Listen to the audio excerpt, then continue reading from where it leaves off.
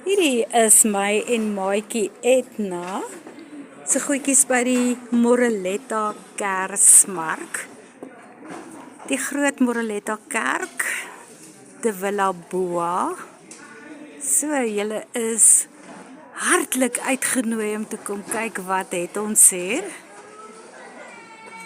Hierdie mark begin môre, die 23ste Oktober. En dan hou dit aan tot die 8ste November. So, verskoon die interessante byklanke, want die mense is toch besig om uit te pak.